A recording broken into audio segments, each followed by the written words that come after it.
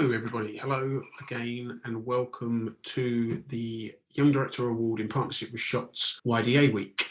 Today we're going to be having the F word panel. So we're talking to four of the industry's highly respected people, two company heads, two directors, and we're going to be talking about directing careers and how directors can navigate their career, their journey, what choices they could make as they progress through their careers. And to help us do that, we'll be speaking to Jeremy Gould, who is the founder of You Are Here Productions in London, Daniel Bergman, who's the president of the Stink Group, global production company. Both of those companies won the Producer Award last year, gold and silver respectively, to highlight how much work they do nurturing young directors, helping them make the films they want to make and successfully get that work up on the screen. We're also joined by Sarah Dunlop, who is a director and a partner at the Corner Shop, recently launched Corner Shop in London. Sarah's behind work for brands including Nike, AT&T, Facebook, Levi's, and many more. And last but not least, we're joined by Ian Pons-Jewell, who is another amazing director who's worked for and with Apple, Heineken, Xbox, Squarespace, again, to name just a few. So we're going to be talking to them about the advice they would give young directors, their thoughts about the production companies and how they work and do they work as an entity and as a system, and what choices they would have made if they were able to, and maybe they would have done differently if they could, and the benefits of being part of a production company setup, what that offers you, the nurturing. So all that and more we'll be talking about over the next while. It's interesting, brilliantly insightful stuff. So yeah, hopefully you enjoy it. And without further ado, let's crack on. So thank you everybody for joining me and for joining the YDA and Shots YDA week for this panel. It's called the F word, and we're going to be talking about kind of directors' pathways and the production industry and freelancing versus repping and things like that. So the first question I want to ask, really, each of you in turn, I suppose, is how has the industry changed? How do you think it's changed, if indeed it has changed, since you started working in it, with relation to kind of new directors coming through and the paths they can take? Jeremy, you're at the top of the screen for me, so maybe I'll start with you if that's okay. Sure. I mean, I've been in the business for quite a while, so I have seen it change a lot over those years. I think that's partly because I think the role of the director has changed, or certainly the industry's view of what a director can do and what their value has changed, and that's inevitable, I suppose, in the sense that it's been demystified a little bit over the years. When I was starting out, it was very much it felt like there had a bit of a mystique around it. Nobody really knew how you got into directing. If you were lucky enough to get your hands on a camera and convince someone to make something and pay you for it, then you're doing pretty well. Now there's a lot of people out there all trying to have a go at it, and it's been democratized, which is a great thing. But I think it has slightly, it's changed the way in which the industry views directors, and I think we've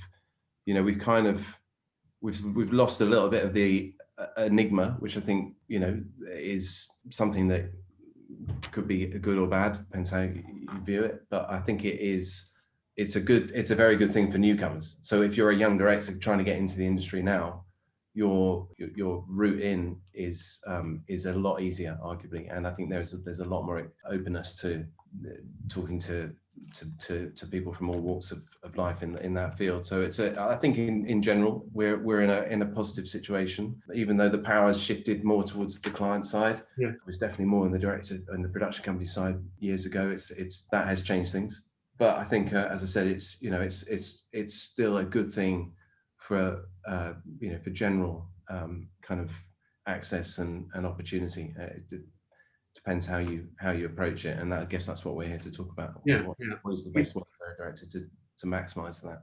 Yeah. And so Daniel, as a sort of another head of a production company, would you agree? Is that a sort of similar attitude that you would have?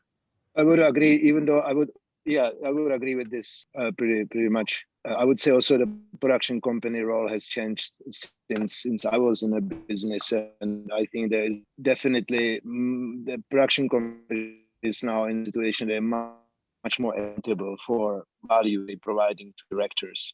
So again, I think the situation has got better I think it's a good sign. So I'm not like actually fully backing the production company model. They have to provide value. They have to be really bringing something to the directors. So I think this is what has been, what I've seen developing over the last, let's say, 10 years. I think the balances became better, and the directors are at the moment in slightly better position, I think, than they used to be. And I think that's potentially going to be continuing that way.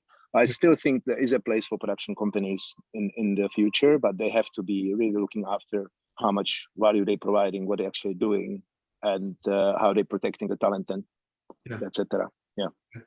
And sorry, as one of the two directors on the panel, again, would you agree? Has it changed much? Do you feel like it's changed since you sort of made your way into the industry? I mean, I only know how I would give advice to directors compared to how I got given advice when I started, and how important to trust those people that are giving you it, and I think, there's a difference now between, young directors, I think, are kind of understanding their value of the type of work they want to do. When I went in, you were just grateful for anything.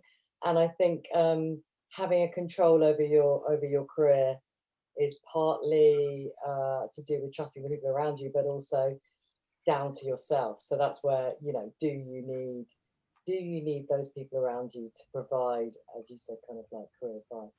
Yeah. So I think it is. I think it's different. It's good that Daniel and Jeremy value that kind of, that it is, you have to provide more, and that you can't just leave people sitting on rosters, doing nothing. That's not fair when you're starting out and you're skint, and you need to kind of, you're balancing kind of a very short career if you get it wrong versus being skint. That's and I don't really think that's changed. I mean, cameras might have got a bit cheaper, but I don't really think that's changed. Yeah. And Ian, yourself, last but not least, is what's your view on that sort of situation? Yeah, I think Sarah's completely on point. It's interesting talking about like the different, that's such a cool way of thinking about it as a timeline, with the advice that you give compared to what you got. That sparked memories. I do think I'm seeing directors doing, compared to when I was starting out, I'd seen directors now doing commercial projects earlier than when I was trying to do them at the start. It's definitely a change. But yeah, I think. What would you put that down to then? Why do you think that is? Everyone hitting commercials everyone's path to that is different. I think when I was around, there was like this strong, when I was around, it sounds like it's like that long ago, but there was a sort of, I remember being so desperate to try and get one, because financially, I was doing whatever wedding videos whilst doing videos that were in top 10 lists at promo news. And I was like, this doesn't make any sense. And you're sort of doing these other stuff. So you're trying to do them, but then there came to a point I sort of gave up and would do whatever. And I'm seeing directors similar age now, they're able to be a bit more picky with stuff, which only means that they're financially able, or it says something about the directors who are able to do that. You've got to remember that you can't just survey directors, be like, oh, there's a lot of young directors. It's also like, look at who the directors are who are able to be picky, and then you might be better off than others. That's another important distinction, probably. So you mean a financial, the people coming through that are kind of financially more? I think you've still generally got, the industry is still full of people that are more well off, right, across the board. And it's not to judge someone. If you're more well off, then you don't deserve what you've gotten through hard, where you're at in your career or whatever. But maybe I'm going off on a tangent now, but no. To say that surveying directors and who's coming up, you've got to then see that there's a ton underneath that haven't. I've got a friend of mine almost gave up twice. I mean, absolutely desperate, super talent. And he just, you know, at 2 different points, he just absolutely hit a wall and was just not going to continue. It was so bad, you know, because he couldn't survive, you know, and he was making stellar, great work, and he's now finally got through. But there was 2 moments where somebody else who didn't have those financial pressures would have just gone through, would have just, you know, being able to not losing of various jobs in a row. The pressure on you is completely different if it's literally like, okay, I'm going to have to go and find a random job at some other job for a bit. It's a very different pressure. But so in terms of change, I'm seeing there's younger directors doing commercials now, which is really cool and interesting. The financial background of directors generally, I'd say, is probably still quite similarly swayed one way than another, but that was probably my point, I guess. But that does sort of feed in, I suppose, you know, the reason for this panel on this topic of discussion, because the YDA kind of board was discussing so many more directors. It feels like, I'm sure there are so many more directors in the business now, and a lot of them either choose to go freelance because that's their preferred kind of approach, or because, you know, there's just not enough production companies, or certainly not enough sort of places that they can comfortably sit, that they can be represented. So, you know, does that skew the industry? Like you say, you know, if you're financially stable, you can kind of push your way through it. But is the industry more accepting of a freelance director, or do you still need a kind of recognizable company behind you to kind of push you through and make you that sort of, you know, the director that everyone wants to work with? Daniel, I don't know if you've got a kind of view on that. You're on mute. Oh, there's a helicopter. Sorry, guys. Yeah, I have a view, because I made some notes about it today morning. When I started a business, because I started in London, really. I came from Prague, from, you know, a very minuscule city where I tried to run a production company, and completely crazy. I went to London and started a company where I was starting to work with, you know, talent from all sorts of, not just UK, but all over the world, and it was kind of a new model and everything. And when I came, I was actually surprised how much strength was within production companies. Commercial production companies at that time were ruling the world, especially in the UK and US. And they were, because it was also time when commercials, creative were pretty good. And there were, you know, the EPs and owners of production companies relationship with the top creatives, and the creatives were able to sell really good projects to clients. So the production companies, the best ones, were a real cradle of creative development for directors. Directors were really, really wanting to be with certain production companies, because they will have a great culture of developing directors and building them through commercials and music videos at that time. I'm talking 20 years ago, right? I think because the whole business is kind of deteriorated, the relationship with clients, agencies gone into shit, production companies, you know, are less powerful. There's, you know, it's just became to be far harder and far more client control, the whole business. I think at that point, I think where we are now, where actually the production companies have, I think, less of that influence and power. I think we're entering a time over the last few years where directors who have the confidence and the strength in themselves, they can actually choose different models. They can go with an agent. They can go, you know, being freelance. They don't need to necessarily be with one production company. They don't necessarily enter some long-term contracts. So I think, again, it's a bit more, I think it's just the time is kind of changed, and it kind of creates a new landscape we are in now. But it's still, as I said before, there is still a place for all of these sort of structures and models within our industry. And it really depends also on personality, the director, whether they are able to actually be a freelance and withstand that pressure. Because there's obviously, even though you can choose more what kind of work you do, and you have, you know, there's a certain freedom within being freelance, at the same time, you don't have that sort of production company structure behind you. So it's kind of also, I believe, it depends on the personality of a director. Yeah, I mean, I suppose, But know, it got more balanced and more democratic, and I right. think in a way, in a nutshell, better.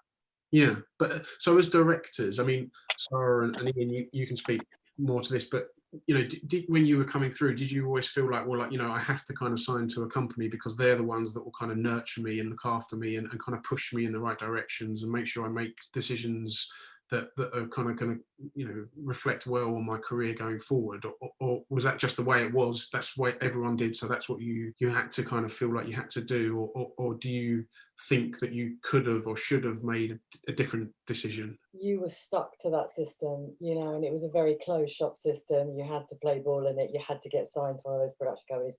Then you had to kind of do what they told you to do, even if you weren't into what they were saying. So, you know, that was the very beginning of my career. It was like, I remember seeing a big production company. I was with one, and I was, you know, I was a woman, so there weren't any. So it was basically like, oh, there's all these like female products. And if we can, they just saw kind of pound signs of just me literally just having boobs was like, you know, not the kind of work I was actually good at, by the way. Just I was they were in marketing and they worked out how to market me. So the point where I said, actually, I don't want to do this fucking work. I don't even like it. You know, I tried to kind of get myself out of there. So I started to go see production companies after 5 years of doing it. And you know, I went to one big one and I said, look, I don't want to do that work anymore. I don't care if I don't earn anything. I've saved some money. I just want to rebuild my showreel and start again. And they went, you're not going to get any other type of work. So, Wow. you know, you've got to be realistic. So now the democratization of it is that there's an internet where so much more content is needed and cameras. I had to, like, you know, beg for a 35mm camera. You know, there was no film camera. So now, you know, you've got an iPhone. There's ways to make things that I think does, you know, so it means that you can go out and hustle up. There's just more. You had to do test commercials, so that was like a fake commercial. Yeah. So like a music video is a much better way, you know. But otherwise, you're in this kind of like, I've done a fake commercial, and now there's actual work that you can go and do. Go, oh, my mate's got like a little brand, and I can do them a little, you know, a film, and it's cool. And so at the very, very beginning, I would say, go out there and do it like that. I think there might be a point in your career, no, or vice versa. Is it better to be a brand new director and have that fledgling, I don't understand this business, start with a production company that can help you understand what the business is? Then there might be a point where they don't help you anymore and then you leave because you've made a bit of a name. Or is it better the other way around? I'm not sure, but I do think a friend of mine, actually, I think you know him, Ian, I was talking to him earlier, because he was in really big production companies, and it just got to, there was just a point where he could get no further. He wasn't happy looking around all the time what everyone else is doing. As soon as he went freelance, I don't know, I think it freed him. I think he's become more creative. He's found better opportunities for himself. He feels more in control of his career. You know, it depends, as someone said it, I think Daniel said it depends on the personality, and it also really depends on the personality of the director and how much. I just don't have the hustle in me anymore to kind of, you know, to be out there trying to it depends on what kind of person you are, I think. But you, I mean, you recently sort of co-founded or head of a production company in London, right? So I mean, you must have, you know, obviously you've got faith in that sort of system and the way companies work, and obviously the way your company works, certainly. Well, yeah, I mean, I can only speak for the way I'll give advice, which is that, as I said, it won't be the advice that I got. So, you know, if you come, you know, this is going to sound a bit big, and I'm sure you got, you know, Daniel and Jeremy do the same, but you know, I feel like I will try to protect, you know, there's this fine balance, isn't it, with production companies, where they've got to, we want to invest, but we've also got to balance the books, you know. I mean, I'm only just realizing that, and I'm like, oh, you know. And so, but the advice that you give, you know, that nurturing environment, if you can kind of be somewhere where you believe and trust in the people that they are going to help, you know, kind of help guide you, and they aren't looking for that quick, you know, then I think, that's why I've just started, I've just done this. So I obviously, and for me, it is about the new talent. It is about helping, knowing what I went through, and knowing I would do it differently and knowing that I can maybe add something to that conversation and help people. And Jeremy, I mean, you know, you are here and known for, in the same way as Think is, of kind of bringing through new talent and you know, kind of nurturing directors coming through. So, you know, I'm assuming your view would be that a production company is a very good kind of environment for a young director to be in, because it sort of gives them more options and more support and things like that. I would say that, obviously, yes, I do believe in the model. I think it is great that there are all these other opportunities, there's other ways you can do it. As everyone's saying, there is no one way to do it now, which is great.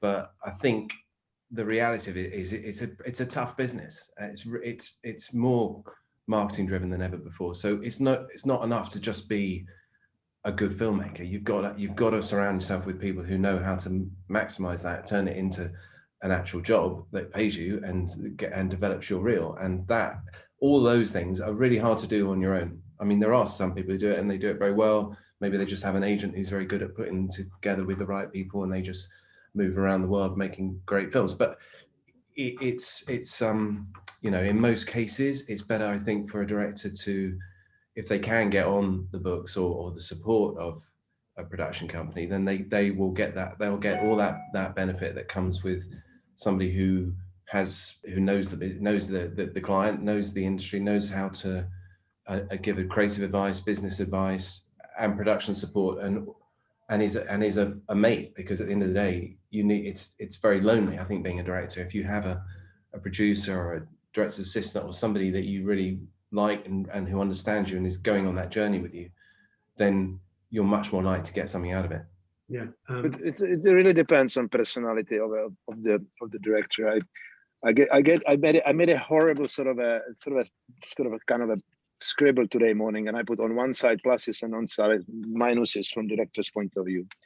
It was quite scary. The freelance model came with more freedom, more money, and potentially better work. And the other side came potentially more work, having, you know, being more safe, having more support doing pitches and production, and having management, you know, support behind you. So that's kind of the two sides of the story. But again, it depends on what personality the director is. If they're able to handle the freelance model and have more freedom, have an agent, and then make more money and manage better their own destiny. Yeah. But it's very individual, I would say. Yeah. And at the moment, I think there's still I would say less freelance directors is coming through young generation is much more independent on the traditional model of production companies. And it's another interesting thing which happened to me over the years is when I started in London, when we started Think in London, we had no contracts with directors. And I was very kind of adamant of not having contracts, because I believed in the trust relationship and value for value. You bring value and you get value back. And if that doesn't work, the chain is broken, then it should be thank you very much, and you know, we moving on both sides. When I started to deal with the US, and the whole contract thing came to the occasion, and it kind of a disturbing, I think that's very disturbing thing. You know, for me it was very disturbing development, because I kind of started to understand the kind of the different point of view of what production companies see in the market, which is basically directors have become to be commodity, and that, I think that what the problem is, and that what is being the detrimental thing for production companies, like all the stuff around as contracts and signing fees and humongous profit shares and all of that. I think that has kind of skewed the relationship over the years, and this is why we're looking into, you know, not just directors looking at the traditional model, but also actually us producers and owners of production companies looking at it and think it's kind of broken in a way. And we have to revisit the original sort of purpose of this relationship, where it's a value for value and it's trust for trust, and it's being, you know, close to each other and working with each other to build a success. And that's kind of the essential for me. What it's, you know, what is the role is on both sides. So here we go. Sorry. No. Around a little bit. Sorry. Ian, you're represented by a number of different companies across the world, right? I think I'm right in saying. So, I mean, how does that work for you? And you know, do you feel personally it's so just on so on that, I think for me it's all about production. I mean, there's just no question that production companies are needed. And I think sometimes the conversation about the system can get confused as it being like, oh, we should get rid of them or something. For me, it's all about the idea of freelance or whatever is more of a mentality state, which directors have a responsibility to actually realize. So you go often, I remember, so I started out and I was like, I'd make a video for 100 quid. I would hustle, I would do stuff creative, nothing would stop me. So I signed, first ever company I signed to, I just sat back and thought, well, that's fucking done, right? You know, your laurels sort of thing. That's the problem. So production companies appeal to the need of support, but they can simultaneously mute your energy flow and creativity. But that's essentially on the director to make sure that production companies aren't a destination. You don't sign to a product. They could be if you only want to do commercials, and that's completely valid and respectable as well. But essentially the issue with the production company model, the problem often is in the minds of the directors and the production companies. Production companies need to stop thinking that they're this like forever family home to the director, that they're going to, you know, they have to have them in their house and they can never grow up and leave, and you know, and expect this same kind of connection from the director despite them having 30 other children in the house. And the director also needs to realize that you can't just go to a production company and expect all of your wishes to come true as well.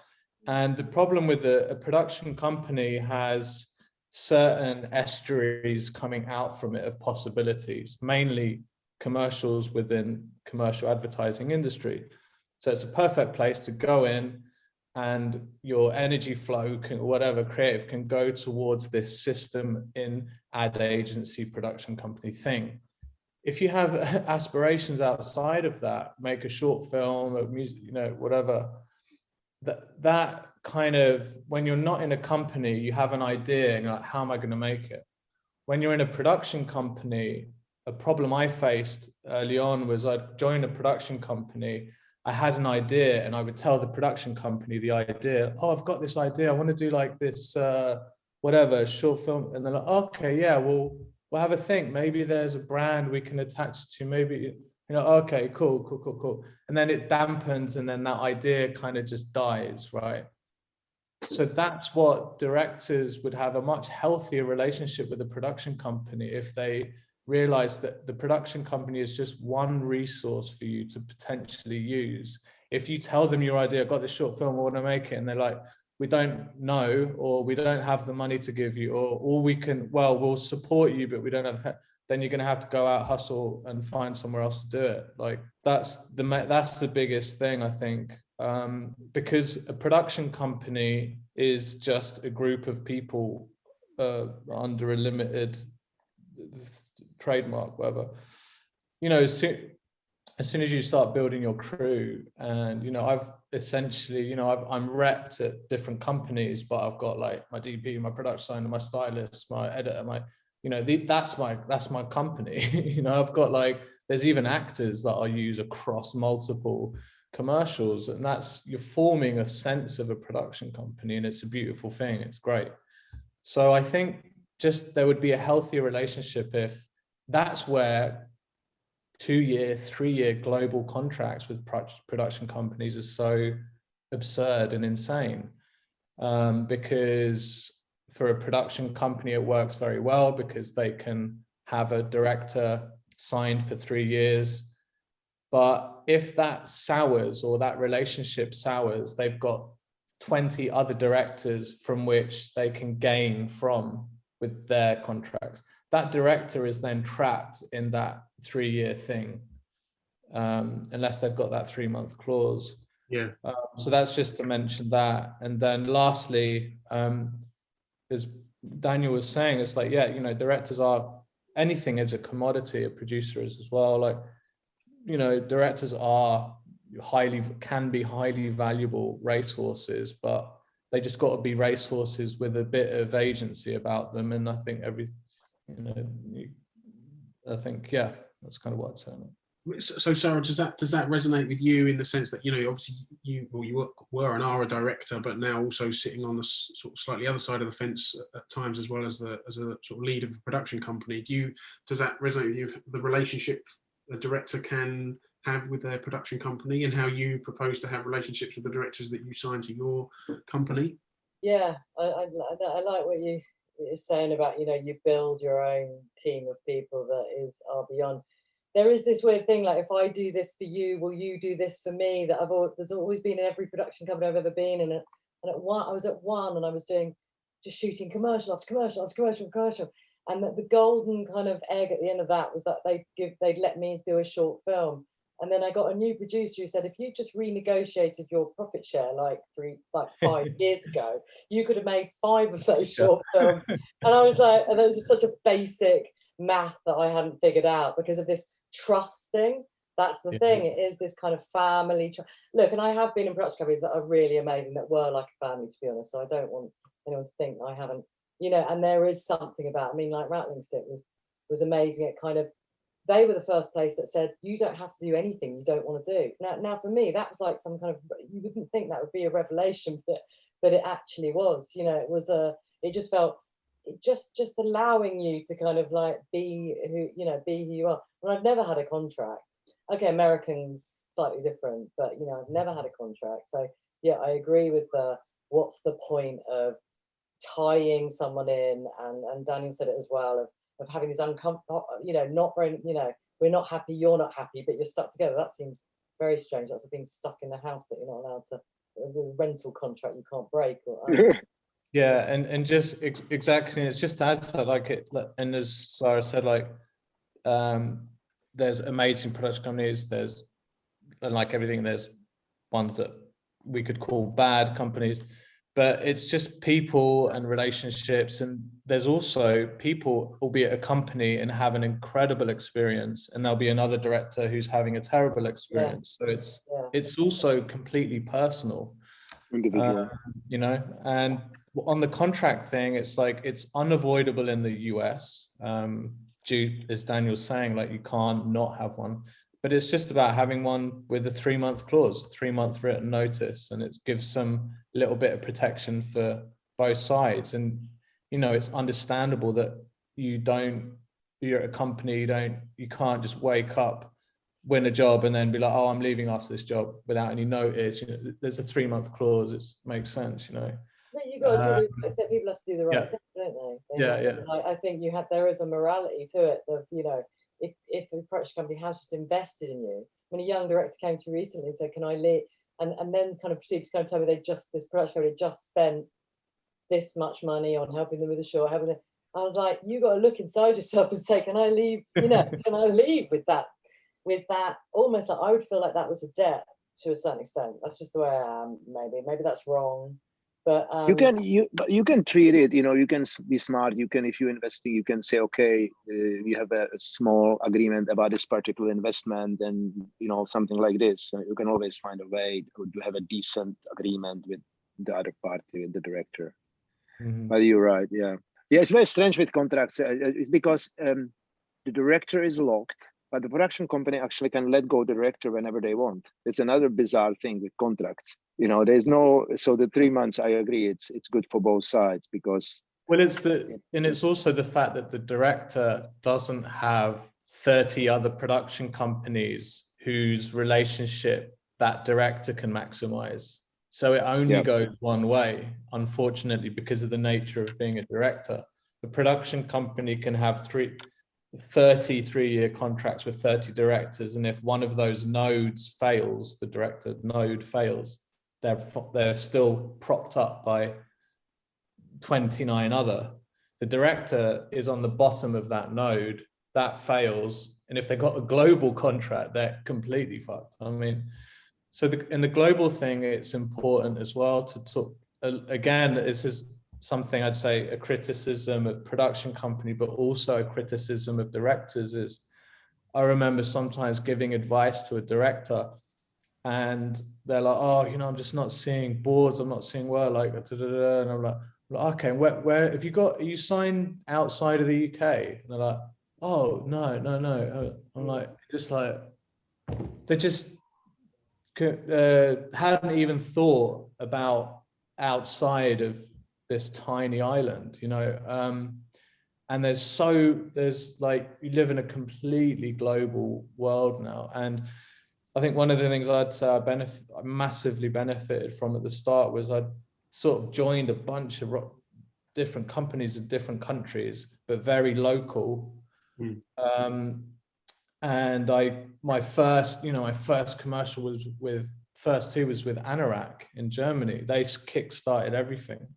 Then it pumped up when I did a job in Canada. I couldn't get a commercial in the UK to save my life for all those years. As soon as I started hustling and like getting connections elsewhere, that's really where it. So I think, and again, so last point on this was, a company needs to not. There's not, we're saying these companies, there's not that many of them that do the global thing, but, do you really truly have a global presence? So, Daniel, Sting, they literally got offices around the world. So a director can be like, okay, so you've actually got offices there, you've got like boards are coming in, but, you can also do, look, I'll sign this territory, and then let me see how it goes with that territory. And if it connects and it's going well, great, but treat it like another production company. But then there are companies that are doing global contracts that have got nothing in any other country apart from the UK or the US. And that's so because they want to benefit, they want to loan out to the director, they want to make money on everything the director does. It's a very bizarre system. Exactly, and that's actually completely absurd. It's because then you're literally, well, look, if you want to treat the director as the magnet to boards worldwide, how that's literally the director attracting those boards. But So are we saying essentially, or you guys saying that really directors need to be more aware of the business than they ever were before? So we talked about, and a lot of production companies are sort of like Sarah mentioned, that kind of like families, and they feel like families, and they pitch themselves as sort of like families, and often are, I guess. But you need to be aware of what you want your career to be, where you want to go, that it is a business and you are essentially part of that business, and it isn't just an artistic endeavor. It is a career, like it would be for any job. If you make sure that you fit with the company and the company fits with you, and the role you're going to play is going to be the one that you like. I mean, Jeremy, is that how you approach it, and how you hope that directors approach it? It's a business, and it should always be treated as such. Yeah, I think it is, and I think, I mean, really, it's interesting. What we're talking about is relationships, isn't it? It's nice to have families in a perfect world, and you can have more than one. As everyone's saying, if you're smart about it, I think you have families in different countries around the world who you would always prefer to work with than other people who just get on the phone to you. But if you have that kind of fluid relationship, but a close relationship with a number of people, then you can do really well, I think, in a sort of more modern way of working this than the traditional model. Yeah. And is it hard, if you decided, if you just left film school and you're a great director, but you decide, I don't want to actually be represented by any one company, I want to be freelancer, how hard is it to build a career down using that path? I mean, is that something that people can do, and to kind of grow exponentially? Ian, over the last few years, obviously, your career has sort of blossomed amazingly, but you've worked in the production company system. Completely. I'm yet to do. I've had opportunities to do jobs through my own setup. I just haven't done them because scheduling or whatever. But everything I've done has been built through production company. I've been on a company, right? But I've tried to, if it's not working or whatever, I'll change something up. I won't. It's about being fluid and being in charge of your own destiny. I mean, it sounds obvious, but if something's not right, you can't, like Sarah put such a good point at the beginning about how it's such a crucial thing, like at the beginning of the director's career, a year or two, you can fly by. And if you haven't maximized that initial stage, you can, I've seen directors had to get a commercial, goes really well, then they kind of don't maximize it in some way, and then it just trails, and then the people, it's brutal, like you just don't get knocks on the door anymore. One of the reason I went absolutely insane for 4 years in commercials was to get out of any worry that could happen. I had a very clear game plan when I got my first commercial, and then I got a second. I was like, right, I'm going to just go absolutely nuts, and I want to get to bulletproof stage so I don't ever have to think about that, because I'd seen that happen to people. So that's, oh my God, I've forgotten what I was saying. But that was that thing. Oh yeah, so then the not signing rights are coming out of film school. So, but then we have to remember that there's directors out there that don't join production companies, that they're just doing like content pieces like this, and like there's directors out there that have got like, suddenly see a director's not signed, they've got like 100,000 Instagram things, and they're in music video world, and they're just like, there's a lot of other paths. But people shouldn't be afraid of a production company as if like repping is bad or something. It's just fluidity and understanding your own, just looking ahead and like, this makes sense, this feels good, this producer's amazing. Like a great producer on your side is worth, as all directors will know, it's like the most valuable thing around, right? That can be in the form of a company. And it's just being kind of aware of that. And one last point, sorry, on that, is there's also directors that, like, unfortunately, we're artists having to operate within a hardcore business. The more you can understand the business, the better. But it's an unfortunate pressure that director faces, having to understand the business, because we're not naturally, as artists, isn't naturally like hustle, right? I'm going to check the profit share system and like make sure this, make sure that, but you kind of have to get to know it a bit. But that's why I also completely, it's so valid as well that there are then directors who don't want anything to do with that. They find a production company to get on with and they just stay there and they don't think about any of that shit. And they're like, okay, yeah, I'll look at a board, and then the board comes and they do it, and they're like, okay, I'm done, I'm gonna go away and work on my film. And not, that's another, it's like each to their own, keep fluid is the main thing. Yeah, I mean, is there an element of us, or me specifically, thinking that as a director, you really only build a career once you start doing like Nike spots and Guinness spots and kind of big brand TV commercials? And obviously I suppose really that's not the case anymore. Like you mentioned, there's so much, I think Sarah mentioned as well before, there's so much content out there that you can potentially have a long and successful career doing stuff that, might not win Cannes Lions and might not sort of kind of impact on everyone's consciousness, but be just as relevant and just as successful as a career choice. I don't know. I'm just. I think this is it. This is about what I said before. This is about the traditional commercial production company model is providing less value to directors, and production companies have to modernize and not just get stuck with commercials if they want to provide value, or let go and have directors to do other things outside of their production company structure. Because it's not just commercials are not the hero anymore. It's not like, and when we trained this with Sarah, Sarah had a similar, when I started, commercials were just, that was the ultimate thing, in our business, where now you have all sorts of other stuff which is attractive and interesting, work directly with clients on developing all sorts of other projects, and commercials as such have just not a hero anymore. And therefore, I think it's important to keep that in mind as a director. And there's and as I said, production companies have to absolutely take it into consideration to be valuable and have a future, really. Yeah, but equally, I suppose I kind of find it good and bad. I have little sentimental feelings about the Guinnesses and Stella Artois and and Levi's and all of that stuff, which was my start of my career at the beginning. But At the same time, I'm quite happy that we are moving also towards different forms than just TV 30-second,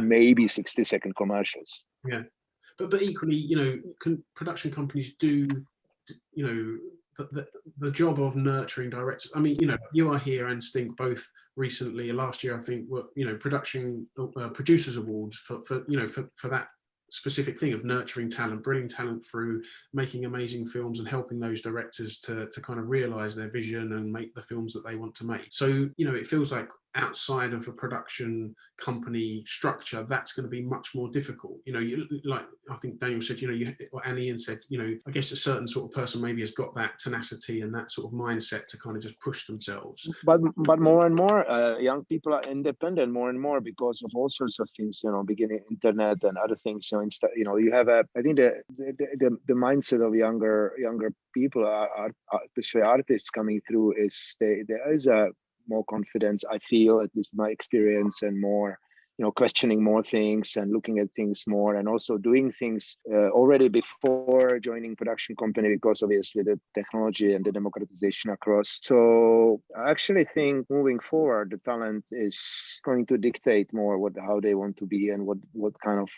what structure, what composition of their sort of in a business kind of contract they want to have with the business, you know, whether they will have a partial production company and maybe an agent and maybe a management company, or just themselves, or, you know, put their eggs into more baskets. I think is going to be the case moving forward. And I'm completely fine with that. Obviously trying to, as a production company, offer more, you know, much more than, you know, than just TV commercials. And I actually genuinely am very satisfied to see directors not just to be doing a Nike commercial, but actually moving on and moving away maybe from Stink and making features and making other projects. And if I find myself being at least a little bit part of that, you know, at least part of that journey, I'm really, really happy about that. And it's another thing is, so you cannot be so possessive about everything regarding talent. You know, talent needs to be let go to do their things, and we're just here to be part of their journey and support them. That's ultimately the how I see our role in a way as a production company. And we have to be flexible. It has to be also depending on director by director, and, you know, we have different agreements with different people. Flexibility has to be there, depends on the situation and personality, and that's it, you know, from my point of view. So do you, I mean, Sarah and Jeremy, do you're looking for directors when you're looking to sign people to your companies? Do you look for people that are kind of headstrong, I guess, and have a real sense of what they want, and, you know, it's not just someone that's going to sit on the roster and kind of be you know, beholden to whatever it is. And I'm sure that's the case for you, Sarah, because you said that, you know, that's the one thing that you kind of would sort of counsel against. But, you know, are you finding that's more the case, that directors coming through, new directors, are more aware of the industry and what they want and their future and how they want to achieve their future? Well, when you come out of film school, I don't think you're thinking, well, actually, maybe a little bit more now. They're a little bit more savvy than I was, but there is this world of commercials that there is some financing available where you're kind of shooting and direct, you know, and making things, and you might get paid, and they're a little bit more aware of that. But at the same time, so when I started, those commercials that Daniel was talking about, they were like the holy grail. And if you didn't have commercials, you couldn't make commercials. Whereas now I think it's about trying to find your original voice. I mean, there was always music videos. That was always a brilliant way. And I think Ian, for you, that was like probably your main way in, wasn't it?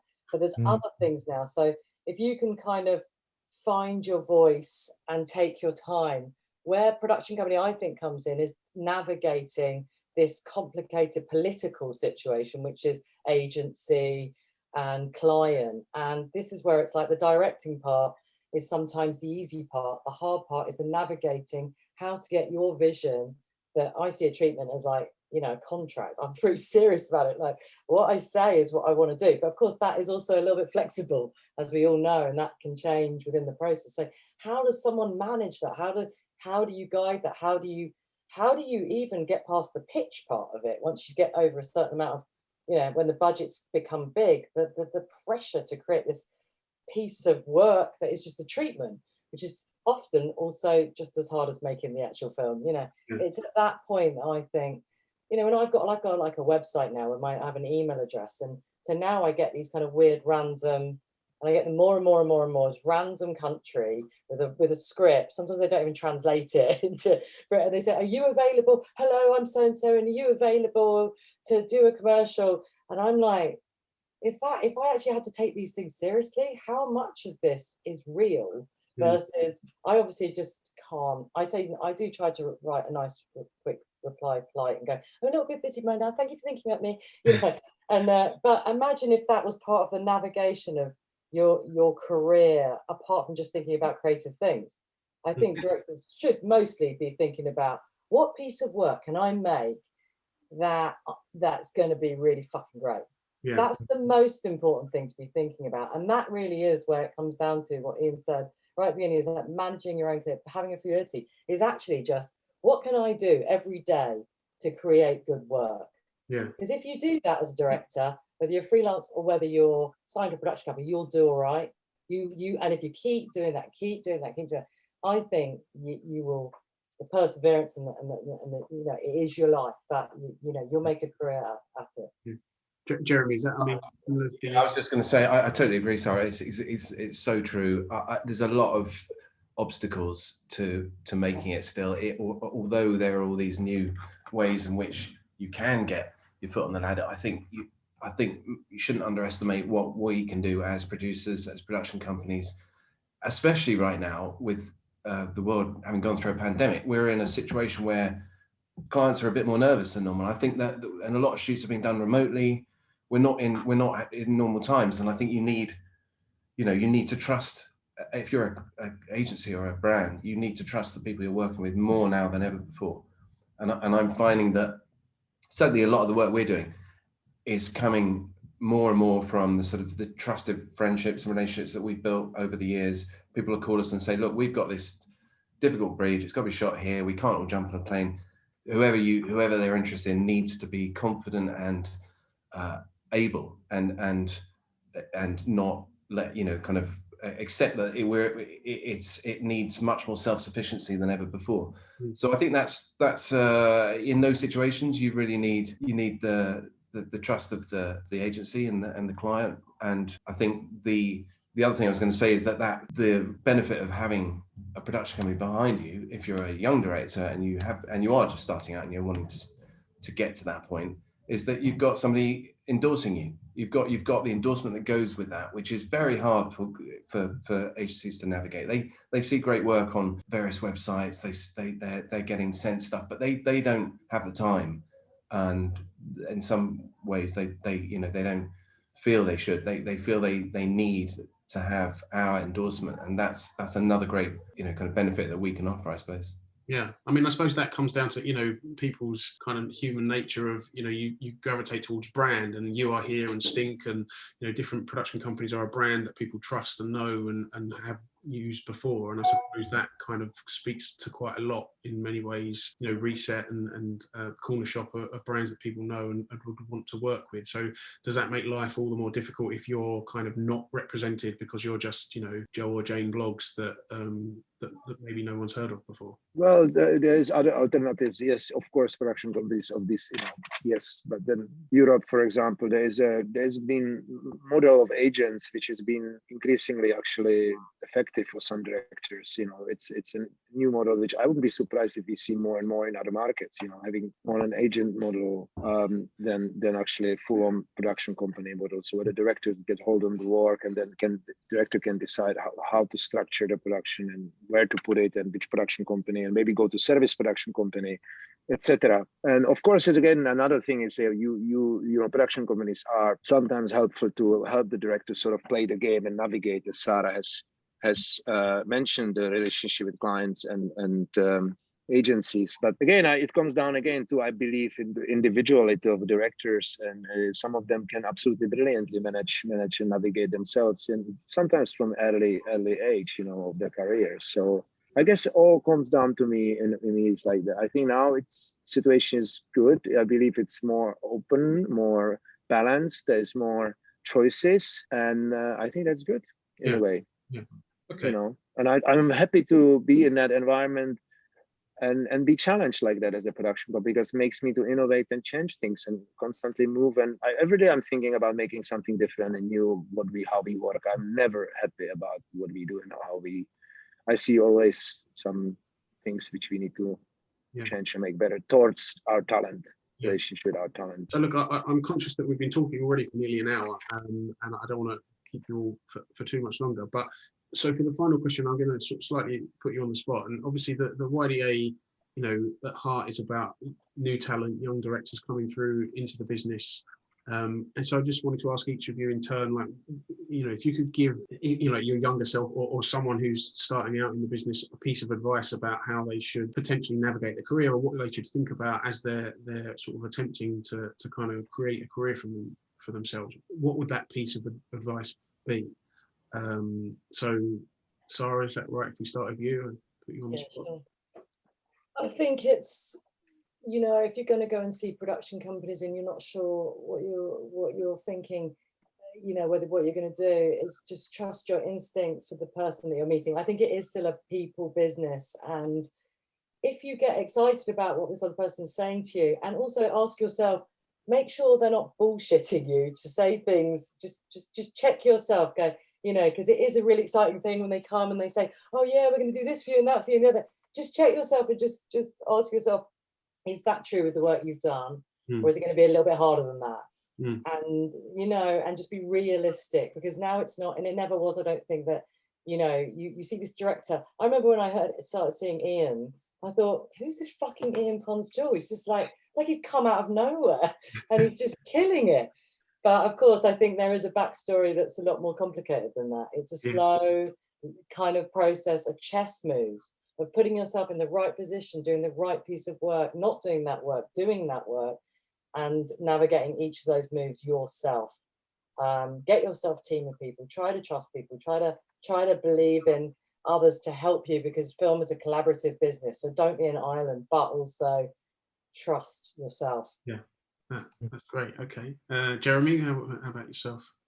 Yeah, I mean, I think for directors, just say, you know, make stuff, get out there, shoot whatever you can, any opportunity you get to do something that expresses your voice, get that in front of people, you know, hustle, because a lot of great work doesn't get seen. But if you're prepared to sort of put your marketing hat on and make sure that is getting in front of the right people, then you will get noticed. And then the only other thing I'd say is just, you know, work with nice people. There's too many arseholes out there. Just work with the nice ones. Daniel? Yeah, for me, it still comes down to what I mentioned before. I mean, it's about being confident and about the work you're making and about your talent and kind of just make sure that you have the right. I know it's easy to say, but you have the right chemistry with whoever you team up, or whether you decide to be on your own and work, you know, as a freelance. I think it's just all about confidence, picking it up the right work, being strategic, and and also understanding that it's a process. You know, it takes sometimes time. So patience, in a way, in combination with confidence. You know, you cannot, things don't happen. Sometimes things do happen overnight and very quickly. Sometimes they take time, and not to get too depressed about, you know, when things are not happening, because if you have a talent and if you're confident, at some point it will prevail. Yeah. My opinion. Yeah. Okay. And last but not least, Ian, how about you? Yeah. So all agree with everything.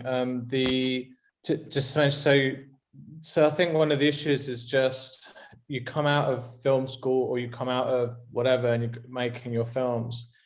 Your drive might be towards feature films and you're finding your way there. You might do a short, you might do a music video, and then along the way comes potential of commercials and production companies that you can go.